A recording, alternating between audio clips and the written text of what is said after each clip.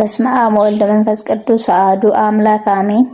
ሕፃኑ ቅዱስ ቂርቆስ አባቱ ቆስሚስ እናቱ ዮልጣ ይባላሉ። ሀገራቸው ሮም ነበር። በዘመነ ሰማዕታት በጨካኙና በአረመኔው በዲዮቅልጥያኖስ ዘመነ መንግስት አዋጅ ታውጆ ነበር።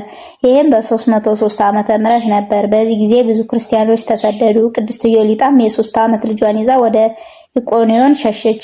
ንጉስ እለእስክንድሮስ አስጠርቶ ክርስቶስን ካጂ ለጣዖት ስገጂ አላት። በእጅ ሰርተ ላቆምከው ምስል አልሰግድም አለች። እምቢ ካልሽ በሰይፍ ትቀጫለሽ ብሎ አስፈራራት። እርሷ ግን ምንም አልፈራችም፣ እምነታቸው ጠንካራ ነውና።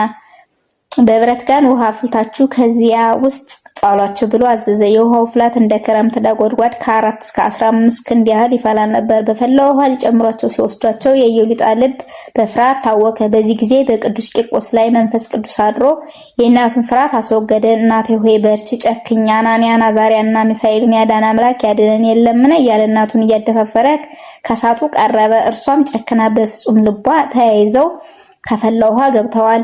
ልዑል እግዚአብሔር መልአኩን ቅዱስ ገብርኤልን ልኮ በበትረ መስቀሉ እሳቱን አጥፍቶ የፈላውን ውሃ ቀዝቅዞ አዳናቸው። ቅዱስ ቂርቆስና ቅድስት ዮልጣ ብዙ መከራ ከተቀበሉ በኋላ ጥር 15 ቀን በሰይፍ ተመትተው ሰማዕትነትን ተቀብለዋል። ወስብሐት ለእግዚአብሔር።